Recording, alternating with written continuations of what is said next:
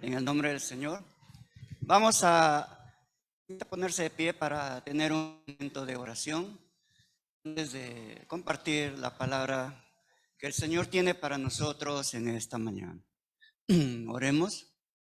Bendito nuestro Dios, te damos gracias en esta mañana por habernos reunido aquí, Señor, en este lugar alrededor de tu palabra para adorarte, alabarte y también para escucharte.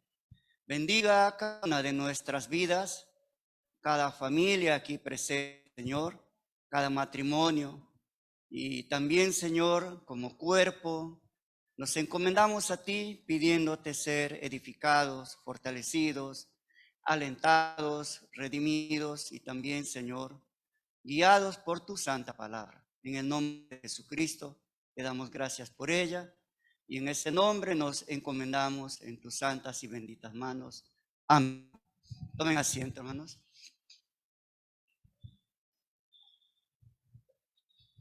Tomar decisiones siempre, aparte de ser un aspecto muy importante en nuestras vidas, implica también un poco de, a veces, dificultad, complejidad, temor, por el hecho de que no queremos tomar decisiones equivocadas. Y precisamente cuando tomamos las decisiones correctas, nos sentimos animados, contentos, motivados y sobre todo, ¿no? Satisfechos de haber hecho lo correcto. Pero cuando tomamos las decisiones equivocadas, esto genera siempre dolor, crisis, pérdida, insatisfacción y una serie de, tal vez, efectos en nuestra vida que no son muy buenos. Y a la luz del pasaje que nos corresponde hoy, que vamos a estar meditando, estudiando y aprendiendo, que se encuentra en Lucas capítulo 6, los versos del 12 hasta el 49, bueno, es una buena porción, así que nos vamos a quedar aquí hasta las 5 de la tarde. No se preocupen, va a haber almuerzo gratis. Así que vamos a meditar en esta mañana, a reflexionar y también a tomar las decisiones pertinentes, ¿no? De acuerdo a lo que el Señor nos va a hablar hoy. Y ya en este mundo, Él vino a este mundo para precisamente cumplir con el plan de redimir, de salvar a la humanidad. El Señor aquí en este mundo, ¿no? Convertido en un ser humano, va a iniciar prácticamente esta misión, su misión redentora. Y Él ya había hecho un cierto recorrido y ahora se encontraba precisamente con esta urgencia de formar un equipo con los cuales Él llevaría a cabo su misión. El Señor cumpliría su labor de morir en la cruz, ocupar nuestro lugar en la cruz, dar su vida a favor nuestro, y luego Él ascendería, ¿no? Para estar a la diestra de su Padre. Pero Él tiene que dejar en este mundo un equipo de personas, de hombres, que continuarían con esa labor. Y esta labor, ya que estos hombres continuarían, pues, es una labor importante, vital, que requiere precisamente de un equipo, de un ejército de personas que serían entrenados por Él. Por ello, Él va a tomar esta decisión de elegir sus discípulos, a quienes Él estaría preparándoles, entrenándoles para esta noble misión. En esta mañana quiero compartir con ustedes un tema respecto a los discípulos de Cristo y su forma de vivir. Entonces vamos a ver esto en dos partes y la primera parte corresponde precisamente a la elección de estos 12 apóstoles, ¿no?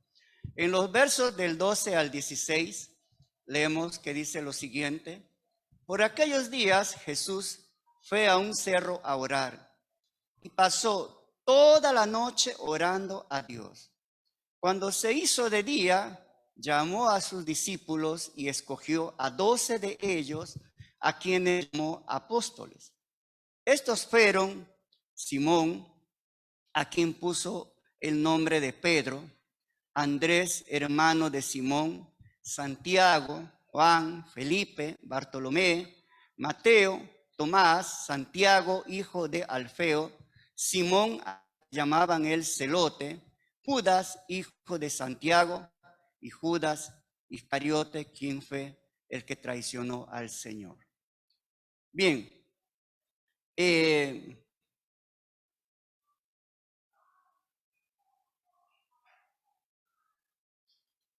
este pasaje, hermano, vemos precisamente, ¿no?, cómo el Señor va aquí a hacer esta elección muy importante, ¿no?, de preparar, ¿no?, a estos hombres. Él hace una selección y aquí Lucas precisamente, ¿no?, va a hacer una descripción de algo especial por el cual el Señor, antes de tomar esta decisión de hacer esta selección, Él realiza, ¿no?, la preparación que Él mismo realiza para poder tomar esta decisión muy importante, que es la de llamar, de seleccionar a estos hombres que acompañarían en la labor que Él realizaría aquí en esta tierra. Y Lucas se refiere, y es el único de los evangelistas que menciona, ¿no?, que antes de tomar esta decisión, el Señor pasó, dice allí, toda la noche orando.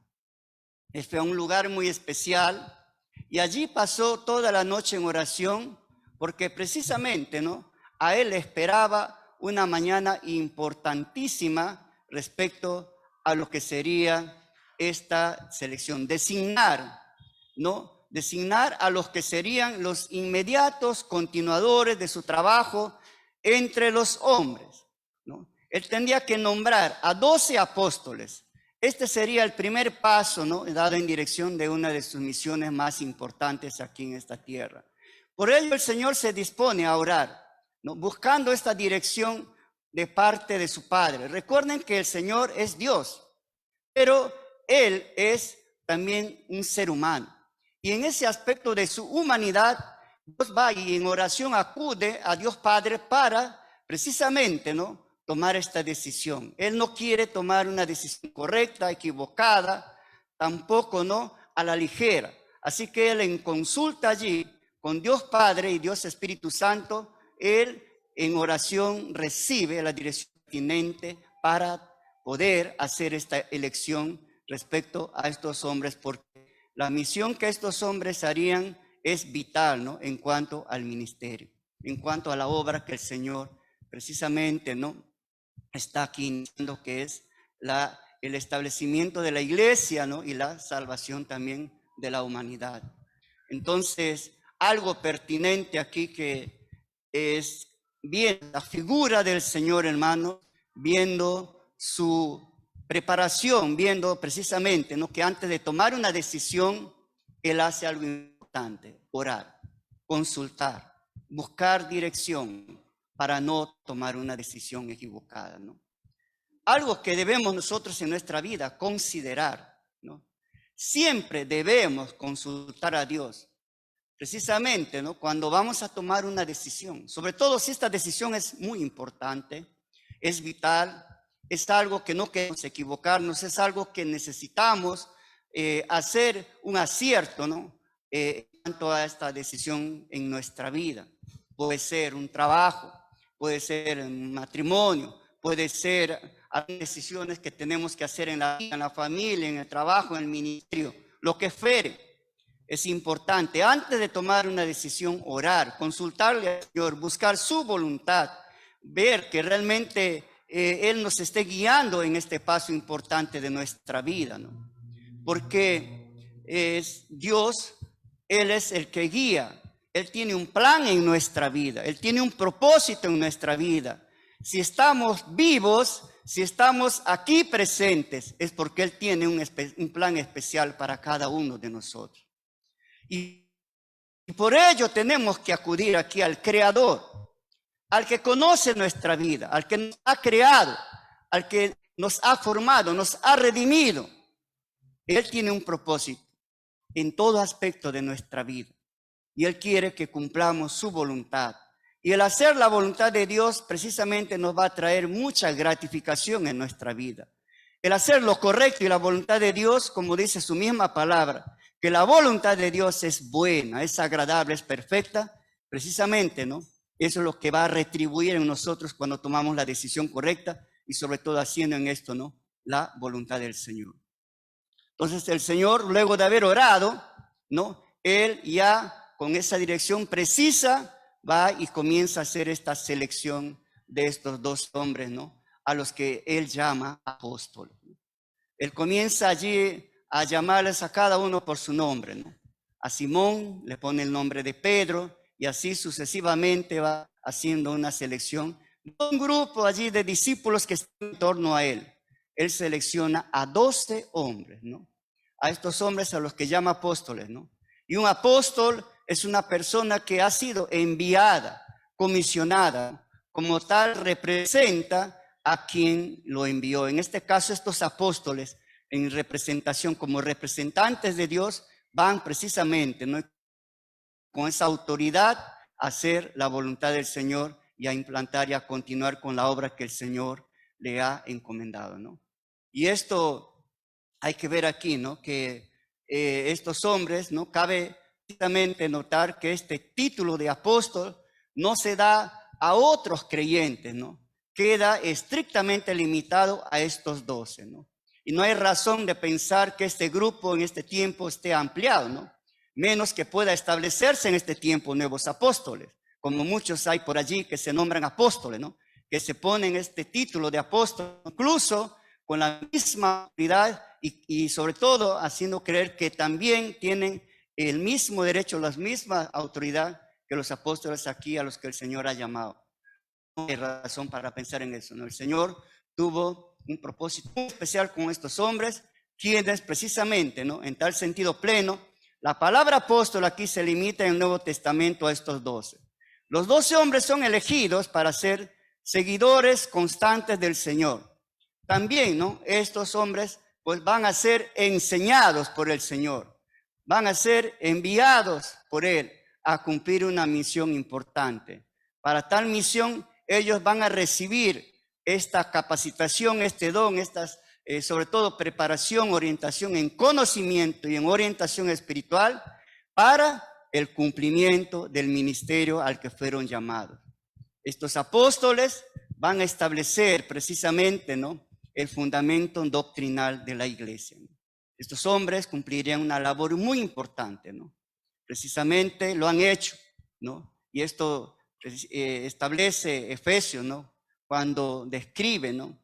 Que el fundamento que ellos han puesto aquí es lo que hasta el día de hoy nosotros seguimos, ¿no? Continuando en cuanto a lo que es, ¿no? La voluntad del Señor, el conocimiento doctrinal, la palabra, ¿no? Que ha sido ya encargada para la iglesia, para los creyentes en estos tiempos, y también esa palabra que nosotros compartimos, predicamos, ¿no?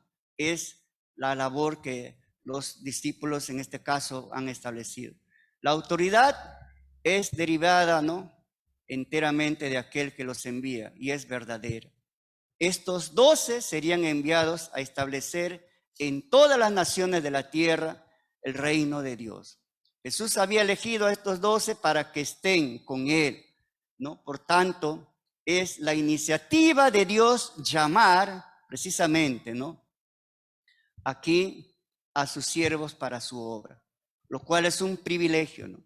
Estos discípulos que Jesús ha llamado abandonaron todo, ¿no? Y se quedaron con Él, ¿no? Y se quedaron al lado del Señor, allí entrenándose, formándose, conociendo, ¿no? El trabajo del Señor y también conociendo lo que es precisamente, ¿no? El servicio al Señor. Algo importante aquí que podemos nosotros conocer es que todas las credenciales que tienen estos apóstoles, ¿no? Sobre todo el hecho de que ellos podían tener una labor bastante relevante, ¿no? Como el hecho de hacer milagros, señales y otras que realmente, ¿no? Fueron capacitados con ellos para poder ministrar en esta tierra y también para que su ministerio sea reconocido como la obra del Señor, como el trabajo que ellos están haciendo es de Dios. Estos hombres también, ¿no?, pusieron un fundamento de la iglesia. Prácticamente vemos aquí que los escritos del Nuevo Testamento, muchos de estos libros corresponden al trabajo de los apóstoles, ¿no? En el caso de Mateo, en el caso de Pedro, en el caso de Juan, ¿no?, y posteriormente Pablo, ¿no? Entonces, esta palabra, esta elaboración del Nuevo Testamento es una labor muy importante que en este caso estos apóstoles, estos discípulos del Señor, ¿no?, fueron encargados y ellos dejaron esta palabra que hasta el día de hoy es la palabra que el Señor ha usado para mostrarnos su voluntad y para hacernos conocer de su reino, ¿no? Algo que es relevante aquí, hermanos, y espero que esta mañana tengamos en cuenta, es que estos hombres, cuando fueron llamados, en este caso vemos, ¿no?, Mateo, ¿no?, Pedro, que ellos en el momento de su llamado, ¿no?, y esto ya el Señor lo ha hecho anteriormente, ¿no?, algo que se ha predicado en los capítulos anteriores, es cuando el llamado que el Señor hace, en este caso a Pedro, le dice, ¿no?, Pedro, ¿no?, ahora tú vas a ser un pescador de hombres. Pero es llamado aquí por el Señor. Pedro y Juan posteriormente, ¿no?, abandonan, dejan sus redes porque ellos tienen una nueva misión, un nuevo trabajo que es la de formar hombres, ¿no?, llamar a los hombres para formar parte del reino del Señor. Igualmente Mateo, cuando es llamado por el Señor, Mateo inmediatamente abandona aquí su mesa de tributos, de cobranzas, y él comienza a seguir al Señor.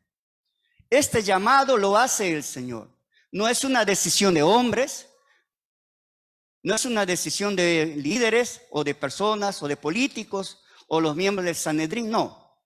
El mismo Dios aquí hace el llamado y él convoca, llama, ¿no?, a los que él quiere. Soberanamente Dios hace un llamado a sus discípulos y a los que él quiere usar para esta labor. A estos hombres que él llama, ya por el llamado que el Señor hace, están con Jesús, siempre. Están con él en toda la labor, en todo el ministerio que el Señor realiza, ellos están allí con él. Disfrutan de una comunión, de un compañerismo, de un entrenamiento, de un aprendizaje, ¿no? Son testigos de los milagros, de la obra y del poder sobrenatural que el Señor usaba en su ministerio.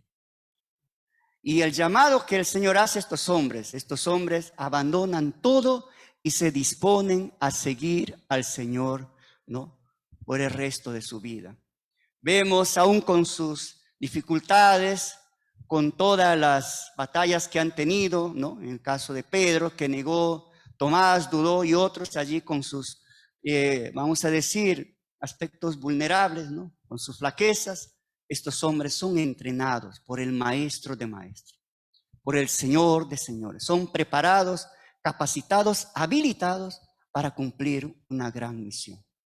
Los 12 apóstoles elegidos no tuvieron una formación, vamos a decir, cultural muy especial, ¿no? Gran parte de ellos eran hombres del vulgo, eran hombres sencillos, impulsivos, con muchas flaquezas, con carácter difícil, ¿no?, con vidas completamente, ¿no?,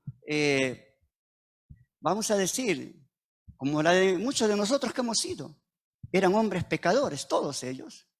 Eran hombres que venían de diferentes contextos, ¿no? Toda esta variedad hizo algo interesante de este equipo de apóstoles, ¿no? Y estos hombres sencillos, humanos, personas con flaquezas, con debilidades, ¿no?, fueron primeramente redimidos por el Señor. Fueron salvados, experimentaron la salvación, fueron redimidos, experimentaron el perdón de sus pecados, se arrepintieron de ellos, ¿no?, y hicieron su vida en las manos del Señor. Entonces, Dios usó estas vidas de una manera impresionante. Posteriormente vemos a un Pedro allí, todo un gran líder, un hombre que hizo grandes obras, hizo una gran labor, ¿no?, en esta misión que el Señor le había encargado. Vemos a muchos de ellos, ¿no?, que han dejado un legado hasta el día de hoy, caso Mateo, ¿no?, que su nombre no ha desaparecido en la historia, ¿no? La figura, el trabajo, ¿no? Todo lo que ellos hicieron ha sido una bendición hasta estos tiempos, ¿no? Ha bendecido a la humanidad, ¿no? Ha bendecido al mundo. Estas vidas tan sencillas, usadas por el poder de Dios, han sido primeramente entrenados, transformados, redimidos por el Señor y también fueron instrumentos de Dios. En esta mañana, ese mismo Señor que llamó a sus discípulos, te llama a ti y te dice, ven, yo quiero hacer de ti un pescador de hombres. Que tu vida tenga sentido, que tu vida tenga un gran propósito, que tu vida sea transformada por mi poder, por mi amor. Quiero hacer de ti una vida que valga la pena. Tal vez tu vida esté perdida allí. Tu vida esté desperdiciada en el mundo, en el pecado, llena de tropiezos, de errores, de fracasos. Una vida sin sentido, sin rumbo y sin esperanza. Dios quiere darle a tu vida sentido en esta mañana. Porque una vida puesta en las manos del Señor, cualquiera que sea su condición física, cultural, social, económica, educativa, es transformada por el poder de Dios. Amén. Tu vida ha sido transformada por el poder de Dios. Nuestra vida ha sido transformada, redimida, limpiada, perdonada. Hemos experimentado el perdón y el amor de Dios cuando Él un día tocó nuestros corazones. Recuerda un poquito cómo fue antes tu vida, amado hermano, hermana. ¿Qué hizo Dios en ti? ¿Qué cambios se ha hecho el Señor en tu vida? Y sobre todo esta vida que todavía la estamos viviendo con batallas, con luchas en estos momentos, como Pedro y los demás tuvieron muchas dificultades en su trayecto ministerial en este mundo. Tenemos una esperanza en el futuro. Nuestra vida no acaba aquí, nuestra vida va a continuar. Pero precisamente este tiempo que nos toque vivir en esta tierra, dale a tu vida el sentido que debe tener. Aprovechala al máximo. No vas a vivir 100 años, 200. Algunos llegarán de repente a esa edad de los 100, dudo, pero de todas maneras, ¿qué estamos haciendo en este tiempo? ¿Cuál es la actividad que realizamos cada día? ¿A qué dedicamos esos minutos, esas horas preciosas que Dios nos da? ¿En qué la estamos invirtiendo? ¿En la extensión del reino de Dios? ¿En orar? ¿En conocer más del Señor? ¿En vivir para Él? ¿En hacer su voluntad? ¿O sencillamente la estamos desperdiciando? Entonces Dios nos invita en esta mañana a que hagamos su voluntad, a que le demos a esta vida que Dios nos ha dado una utilidad que valga la pena. Que cuando ya no estemos, nos recuerden por el legado que estamos dejando, por la obra que hemos hecho, por el trabajo, por el mensaje que hemos compartido, hemos predicado, que seamos recordados por el legado que hemos dejado, que ha marcado vidas. Que tus hijos te recuerden, que no estés, por todo el buen testimonio y el buen ejemplo y la influencia que has dejado en ellos. Que tus hijos, tus nietos, toda tu generación te recuerden por el que has marcado la vida de ellos, ¿no? Con una vida de bendición. Hermanos, las cosas materiales van a desaparecer, pero lo que sembremos aquí, lo que vamos a cosechar un día en el reino de los cielos, son las almas que hemos ganado, las almas que hemos edificado. Eso es lo que vale la pena. Y a eso hay que dedicarnos, y a eso hay que realmente abocarnos, sobre todo en este tiempo. Un tiempo de dolor, de crisis y de tantas implicaciones negativas, dificultades allí que pasamos.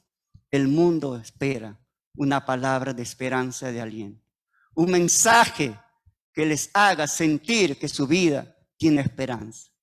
Así que, hermanos, Dios nos llama. Toma esta mañana una decisión pertinente. Si no eres salvo, entrégale tu vida a Cristo, entrégale tu corazón, arrepiéntate de tus pecados y dile: Señor, yo quiero ser salvado y redimido por ti.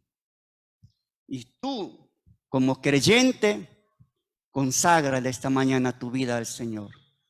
Haz que realmente tu vida valga la pena, que tu vida refleje tu santidad, tu devoción, tu piedad, que te conozcan por lo santo, por lo puro que eres.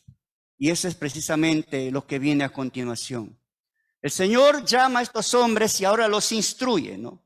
Vemos en los versículos que siguen, a partir del versículo 17 en adelante, ¿no? Hay toda allí una serie de enseñanzas que el Señor da, ¿no? Y entonces el Señor a estos hombres les llama y quiere entrenarlos, quiere prepararlos, ¿no? Quiere instruirlos para que ellos realmente puedan vivir ya como en esa evidencia, ¿no? Vamos a decir, en esa congruencia a su llamado. Él es el Señor. Él viene aquí a predicar el reino de los cielos, el reino de Dios. Y sus apóstoles y sus seguidores, como hijos de Dios, deben vivir en esa dimensión. Deben vivir en concordancia a lo que son. Somos hijos de Dios.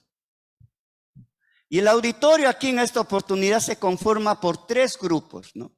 Menciona Lucas allí a varios grupos. Uno de ellos son estos 12 hombres a los que él llamó de ese grupo. Hay otra multitud allí, ¿no? Que también se consideran discípulos, son seguidores del Señor, vamos a decir constantes. Y hay otro grupo también, ¿no? Ocasional que se presenta allí, tal vez por curiosidad, tal vez por algún interés, ¿no? Y hay 2 cosas que estos grupos de personas allí en torno al Señor que esperan. Primero, están allí porque quieren escuchar la enseñanza, el mensaje del Señor, que realmente era muy popular. Cristo vamos a decir, allí se identificó, fue conocido porque él predicaba un mensaje con autoridad, un mensaje muy pertinente, renovado, ¿no? De acuerdo ya en comparación de las enseñanzas que daban los fariseos, los doctores de la ley y otros allí.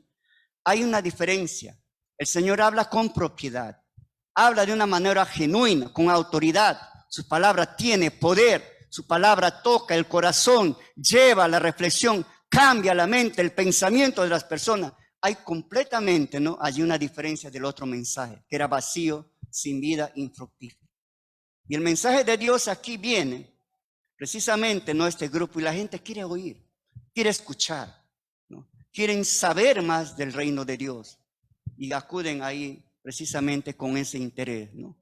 Otros van con el interés de recibir sanidad. El Señor había curado, había hecho milagros, había asistido a muchas personas con problemas físicos, emocionales. Y Él siempre, ¿no? Haciendo un trabajo allí integral, sanando, alimentando, curando el corazón y las almas y también las enfermedades físicas que estos padecían. Y en este mensaje, en este tiempo de instrucción, aquí hay 3, vamos a decir, ¿no? Espacios, 3 bloques a los que el Señor dedica esta instrucción, ¿no? Hay 3 espacios allí, 3 bloques de enseñanzas que el Señor deja. Y vamos a ver, ¿no? Esto de manera muy resumida porque el pasaje es bastante amplio, ¿no? El primero es orientado, ¿no? A 2 grupos de personas, ricos y pobres, y está centrado en las bienaventuranzas y ayes, ¿no? Y estos pasajes del versículo 20, ¿no?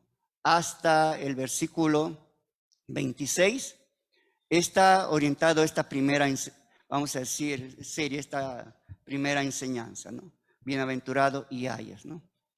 Y voy a leerlo porque realmente es muy importante, ¿no? Algunos autores comparan que es parte, ¿no? Del Sermón del Monte que se describe en Mateo, ¿no? Un poco resumido, porque Mateo es mucho más amplio, ¿no? Pero Lucas es muy preciso aquí en lo que dice, ¿no? Versículo 20, lean conmigo por favor allí. Jesús miró a sus discípulos y les dijo: dichosos ustedes los pobres, pues de ustedes es el reino de Dios. Dichosos ustedes los que ahora tienen hambre, pues quedarán satisfechos. Dichosos ustedes los que ahora lloran, pues después reirán. Dichosos ustedes cuando la gente los odie, cuando los expulsen, cuando los insulten, cuando los desprecien por su nombre, como cosa mala por causa del Hijo del Hombre. Alégrense mucho, llénense de gozo en ese día, porque ustedes recibirán un gran premio en el cielo. Pues también así maltrataron los antepasados de esa gente a los profetas. Pero ay de ustedes los ricos, pues ya han tenido su alegría. Ay de ustedes los que ahora están satisfechos, pues tendrán hambre. Ay de ustedes los que ahora ríen, pues van a llorar de tristeza. Ay de ustedes cuando todo el mundo los alabe, pues así hacían los antepasados de esa gente, ¿no? Con los falsos profetas. Bueno, es fuerte aquí, ¿no? Hay un grupo de bendecidos, de bienaventurados, de dichosos, y otro grupo de alguna forma, ¿no? Allí, vamos a decir, condenados a juicio, ¿no? El término "hay" tiene esa implicancia de juicio, ¿no? Sobre aquellos a los que Dios realmente ha de dar algún tipo de castigo, ¿no? Entonces, las bendiciones o bienaventuranzas, que significa ser un dichoso, ¿no? Se refiere a los que eran primeramente pobres, ¿no? Y realmente aquí Lucas se refiere a aquellas personas que pasan hambre, tienen una necesidad física en este sentido, ¿no? Y también en actitud quebrantada por llorar. Muchos hombres que sufrían, padecían diferentes necesidades, otros eran aquí discriminados, ¿no? Por varias razones, tal vez por no ser de la estirpe, por no ser del nivel social elevado, o también por ser gente pobre, ¿no? Había allí toda una especie de, vamos a decir, discriminación por muchas personas, ¿no? A los que conformaban el grupo allí de los pobres, los discriminados, los que sufrirían, los que padecerían, ¿no? Diferentes tipos de tal vez trato, ¿no? Maltrato. La discriminación por pobreza y discriminación por ignorancia, ¿no? Era precisamente, ¿no? La manera como se trataba a muchas personas, ¿no? Y precisamente, ¿no? Esta dicha bendición aquí que el Señor está dando a estos hombres que padecen ya sufrimientos por diversos aspectos, ¿no? Por pobreza, ¿no? Por maltrato, ¿no? Por marginación y otros tipos de situaciones realmente un poco trágicas, ¿no? Estos hombres son dichosos, son bendecidos, aquí en este mundo y también en la eternidad, ¿no? De alguna manera, ¿no? Este grupo de personas, estos pobres, Jesús les dijo que el reino de los cielos les pertenecía, ¿no? Que serían saciados, que reirían, que además tendrían una gran recompensa también en el cielo, ¿no? En cambio, ¿no? Aquí a la clase rica, a los dirigentes religiosos, nobles, comerciantes o empresarios, Jesús les ofrece un futuro muy doloroso, expresado con la frase "ay de ustedes los puntos suspensivos", ¿no? Esta verdadera maldición incluye a los ricos, a los que estaban saciados y no sabían lo que realmente era tener hambre, a los que disfrutaban de la vida o reían y a las personas que eran elogiadas por todos, ¿no? Entonces, para ellos el panorama futuro sería muy desalentador, pues no tendrían esperanza, pasarían hambres, ¿no? Sabrían lo que es derramar lágrimas, correrían la misma suerte que los falsos profetas. Estos conceptos, ¿no? Realmente fueron revolucionarios allí, sobre todo en el pensamiento, ¿no? De muchas de estas personas. Era con un contraste, ¿no? Con toda la ideología, ¿no? La filosofía de vida que tendrían en ese tiempo las personas. El Señor, con estas enseñanzas, con estos discursos, generaba mucho conflicto allí con muchas de estas personas, ¿no? Y realmente los ricos, la gente bastante adinerada, cómoda, ¿no? Que tendrían tal vez mucho prestigio, ¿no? Eran personas tal vez elogiadas, personas que también tendrían una vida de disfrute, ¿no? De diversión, de deleite, todo eso, ¿no? De alguna manera, ¿no? Era considerado en el concepto de esos tiempos como personas bendecidas por Dios. Y no es que una persona que recibe una bendición económica, no material, pues esté mal, ¿no? No, ¿ya? Realmente hay mucha gente que Dios ha bendecido en esa forma, pero muchas de estas personas que tenían ese tipo de posición probablemente no han recibido esto como una bendición por parte del Señor o no han sido prosperados de una manera apropiada, ¿no? Y algunas de estas personas, pues ya con el hecho de tener ya fortuna y todo eso, prácticamente, ¿no? Se vuelven egoístas, ponen su confianza, ¿no? En las cosas materiales, el dinero viene a ser su Dios y todas las cosas materiales de alguna manera, ¿no? Centran su vida, ¿no? En ello. Entonces, Dios ha dado lo material para servirle, para hacer su voluntad en este mundo, y eso no es malo. Tener las cosas materiales, tener un sueldo, tener dinero, no es malo. Pero aquí, sobre todo, la implicancia es que muchas veces la gente deja de poner su confianza en Dios por poner su confianza en las cosas materiales, ¿no? Se vuelven egoístas, ¿no? De alguna forma se olvidan de la necesidad de tanta gente que padece hambre, pobreza en este mundo. Entonces, ya en este contexto, ¿no? Tenemos que reflexionar en este aspecto. La gente que muchas veces posee cosas, se olvida de Dios, se apartan del Señor, dejan ya la vida, la comunión con el Señor. Y esto se ha visto, ¿no? En muchos casos. Hermanos que tal vez piden que ore por un trabajo, que prosperen en una actividad, en un trabajo. Se ha hecho y Dios de alguna manera ha respondido a eso. Pero muchas personas se olvidan, se alejan. A veces las cosas materiales alejan a las personas, ¿no?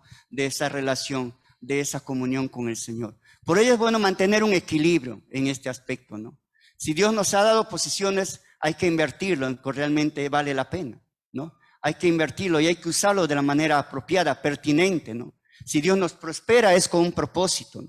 Para compartir, para alentar, para animar, para extender, para llevar, ¿no? La obra del Señor adelante con esas inversiones que el Señor nos ha dado, ¿no? En este caso, los pobres aquí, ¿no? En resumen, Lucas dice esto, ¿no? Precisamente, a los pobres les pertenece el reino de Dios. Los que pasan hambre serán saciados. Los que lloran reirán.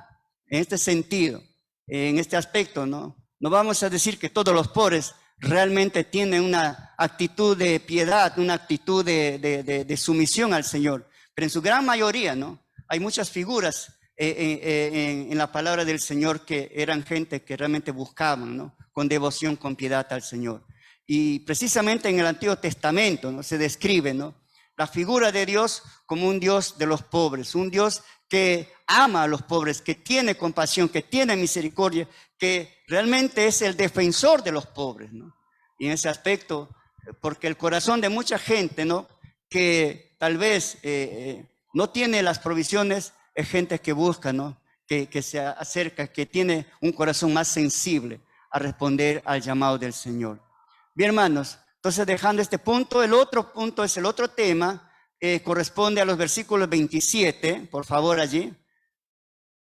Pueden leer conmigo hasta el 36. Si hubiera allí algún hermano, alguna hermana, por favor, participen, ¿no? Con sus Biblias abiertas, hermanos, allí.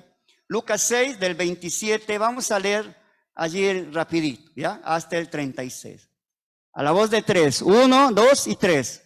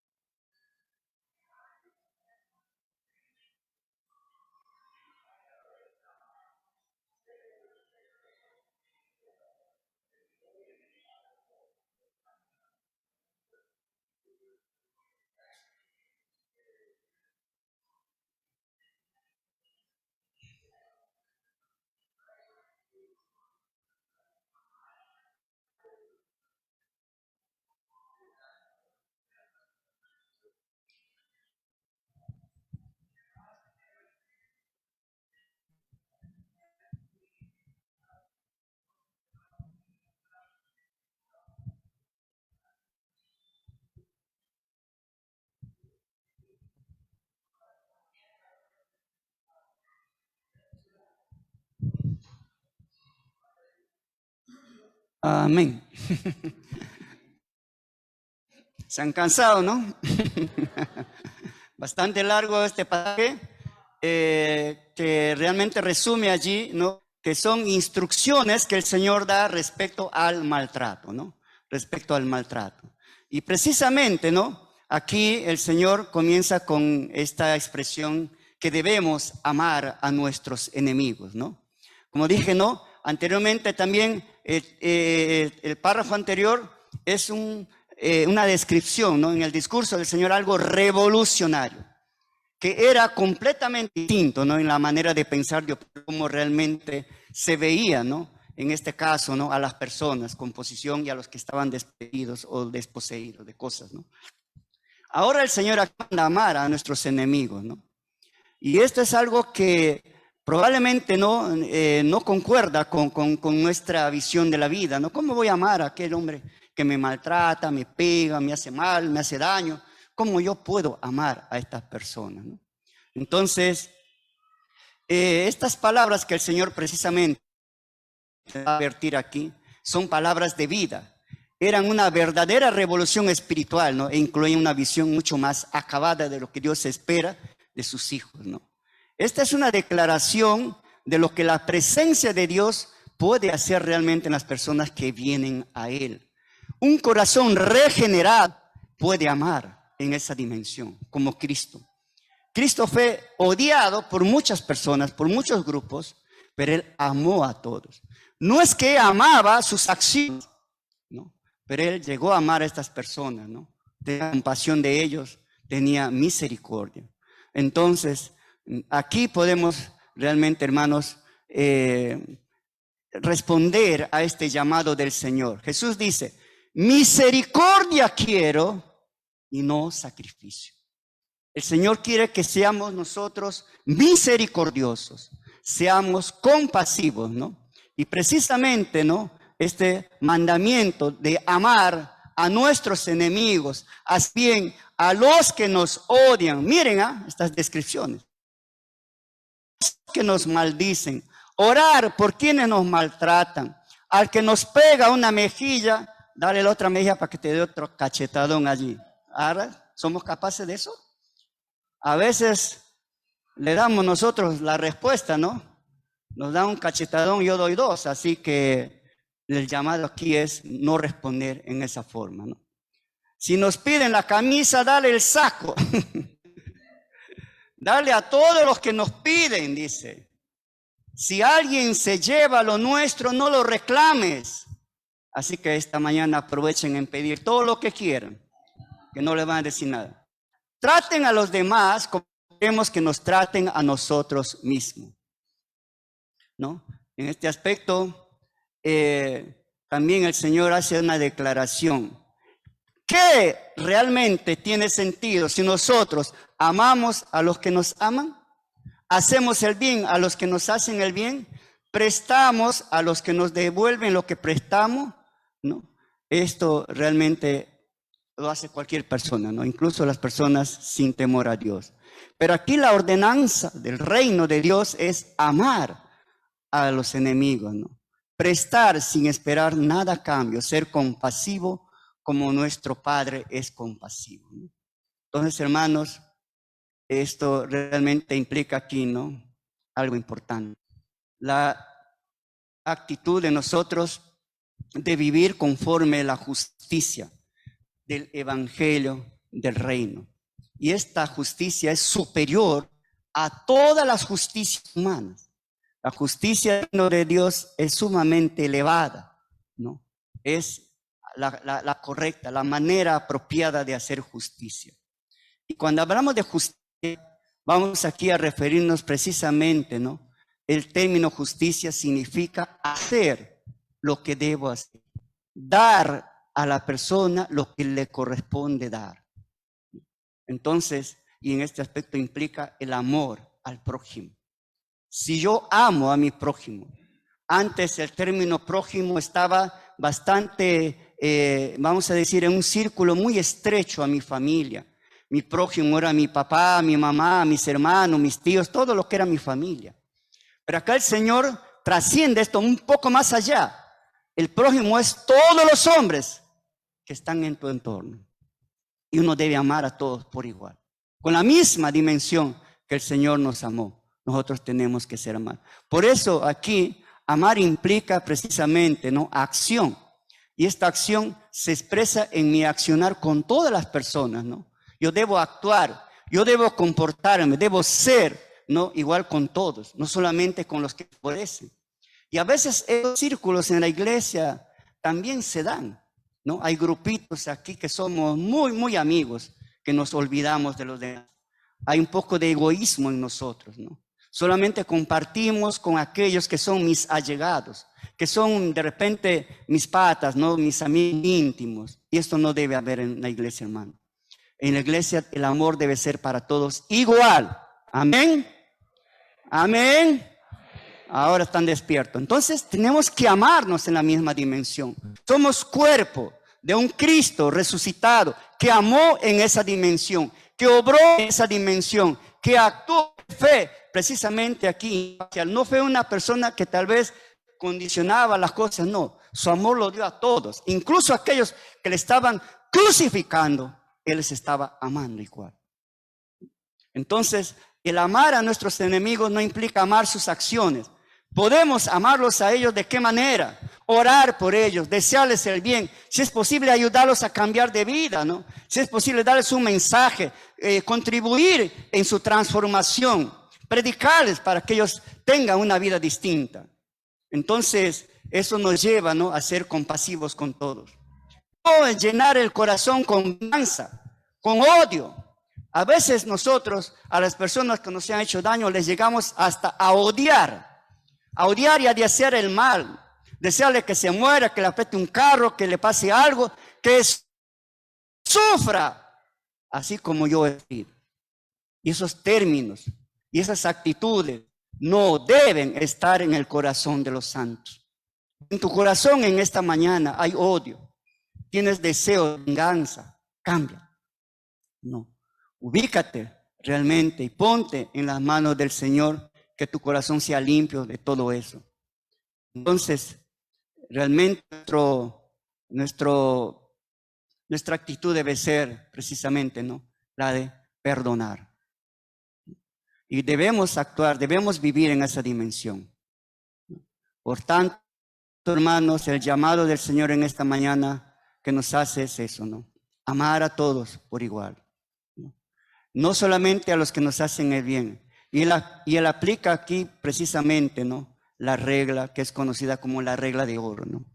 Así como tú quieres ser tratado, así como tú quieres recibir el trato, trata a los demás de esa misma manera, ¿no? Así como quieres que te traten, te atiendan, te respeten, te consideren,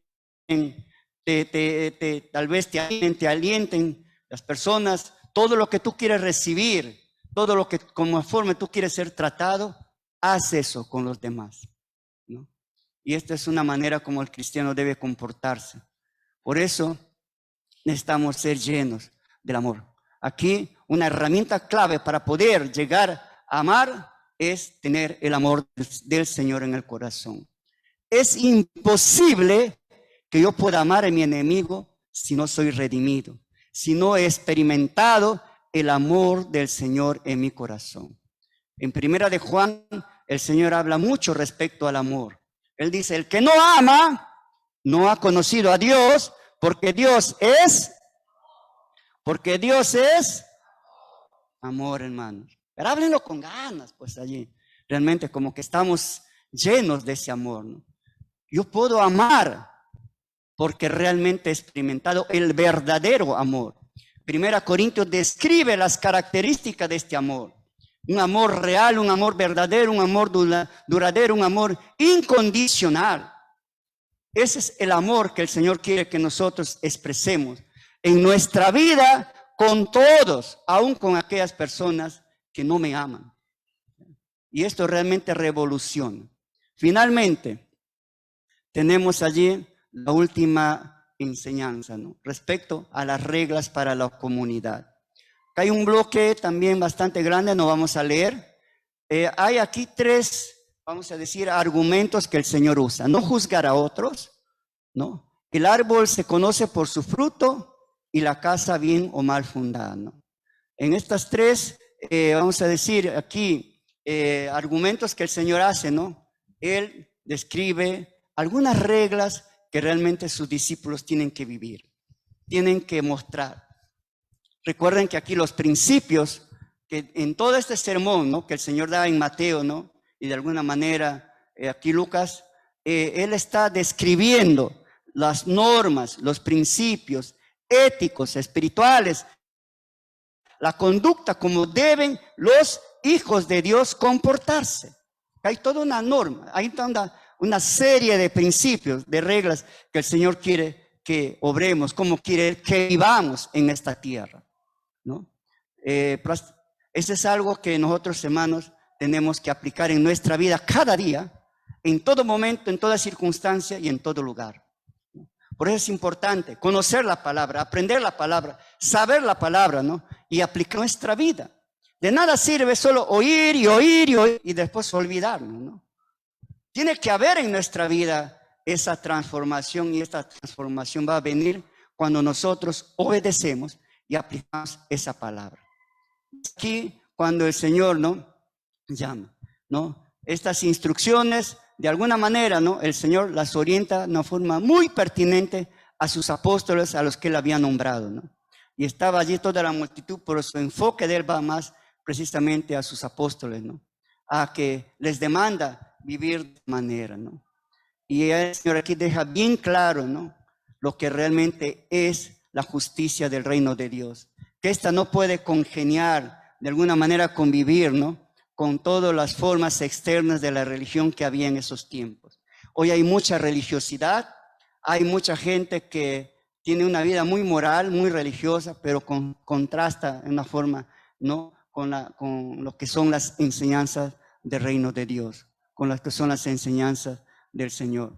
Entonces, el hecho de juzgar muchas veces que nos lleva a nosotros a actuar, ¿no?, comenzamos a cuestionar a las personas, a hacer un juicio, ¿no?, a las personas por su conducta, por lo que se visten, por lo que hacen.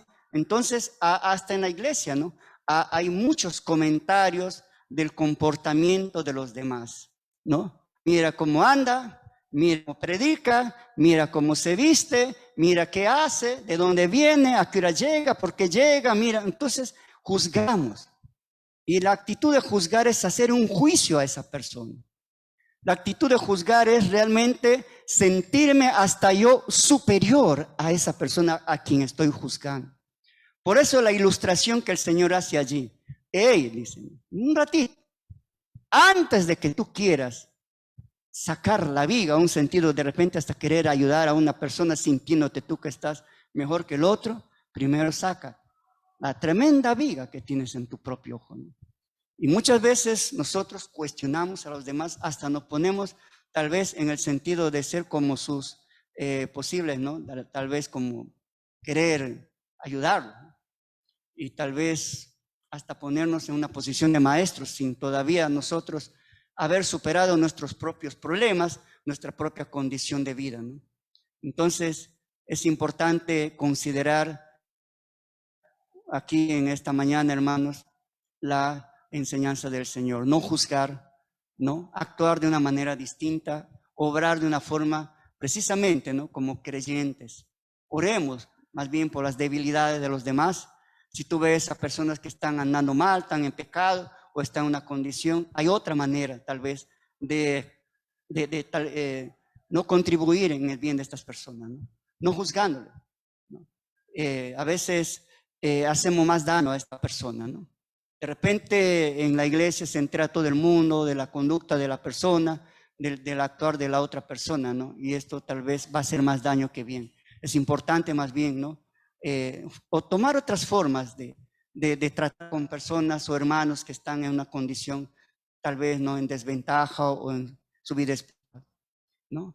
Y precisamente cuando uno llega a actuar de esta manera, ¿no?, va a aflorar lo que realmente tiene por dentro. La ilustración aquí de lo que el Señor hace respecto al árbol se le conoce por su fruto, ¿no? Y aquí describe esto, ¿no? Lo que tú eres va a aflorar. ¿En dónde? En lo que dices. en lo que hablas, en las palabras que expresas y en la forma como te comportas. Uno va a decir, uno va a hablar, uno va a comportarse de acuerdo a lo que eres en esencia interiormente. Y eso es algo que tenemos que considerar en esta mañana. ¿Cómo estoy hablando? ¿Cuál es mi lenguaje? ¿Cuáles son mis motivaciones? ¿No?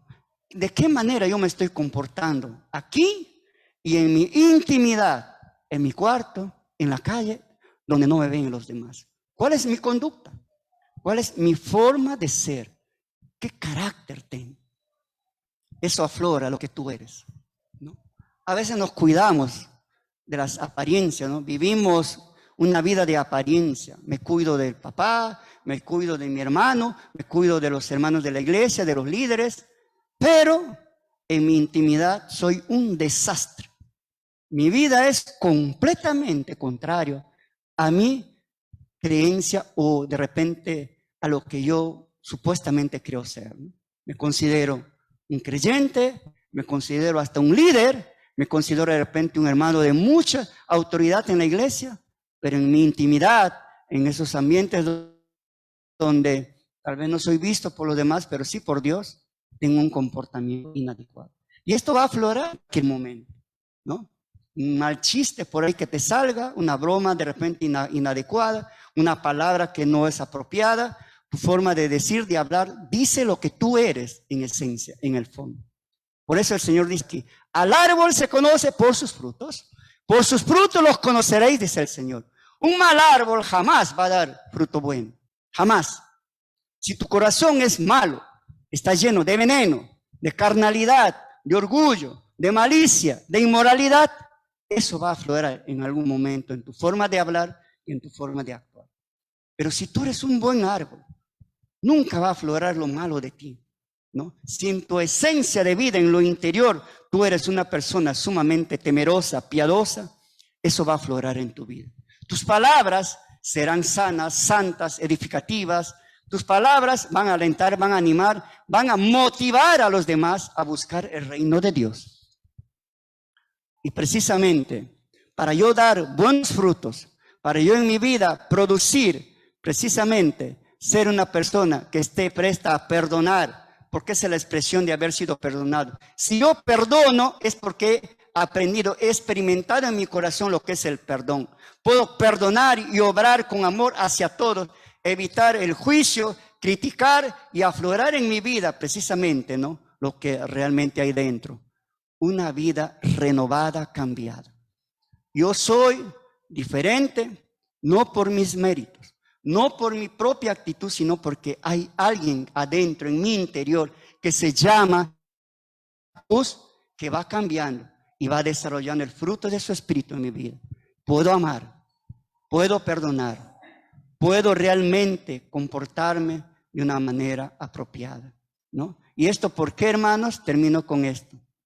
Porque he puesto mi confianza en la roca, ¿no? Cuando yo he puesto mi confianza en la roca, cuando edifico mi vida en la roca, así como esta ilustración final, donde un hombre edifica su casa sobre la roca, igualmente, todo hombre que edifica su vida en Jesucristo, en su palabra, esa vida no va a perecer.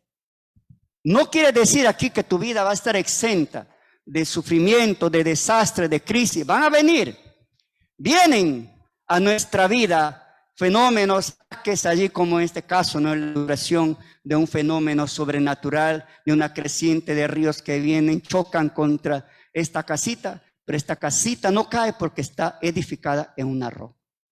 Igualmente, nosotros podemos pasar por muchas crisis, enfermedades, problemas, crisis financieras, familiares o lo que sea. Pero mi vida no se derrumba porque ha sido edificada en la roca que es Jesucristo, en su palabra, en sus promesas, en Él. Y Él vive y es suficiente. Tiene el poder para sostenerme, para bendecirme, para ayudarme a enfrentar todas estas dificultades en mi vida. Pero el hombre que edifica su vida en la arena, ¿no?, su vida se vuelve un desastre. el hombre que edifica su vida en sus motivaciones, en sus estímulos, de repente en sus creencias, en sus cosas que le dan seguridad, en cualquier momento esta vida va a recibir presión, va a recibir por allí algún tipo de complicación y va a ser un desastre. En esta mañana, termino con esto, Dios llamó a sus discípulos, primeramente los redimió, los preparó y envió a cumplir una misión. Estos hombres fueron transformados al venir a Jesús, convirtiéndose de lo que eran simples hombres en pescadores de hombres. Y extendieron el reino de Dios y su vida dio mucho fruto. Fueron bendición para el mundo y para los que le rodearon. Hoy Jesús nos invita a venir en esta mañana. Primeramente, si eres salvo, entrégale tu vida a Jesucristo hoy. Ven a Él, dale tu vida al Señor. Entrégale tu corazón, dale. Esta es la oportunidad que Dios te da. Y también invítale a que Él te salve y te transforme y te vuelva una persona con propósito, tanto en esta tierra como en la eternidad.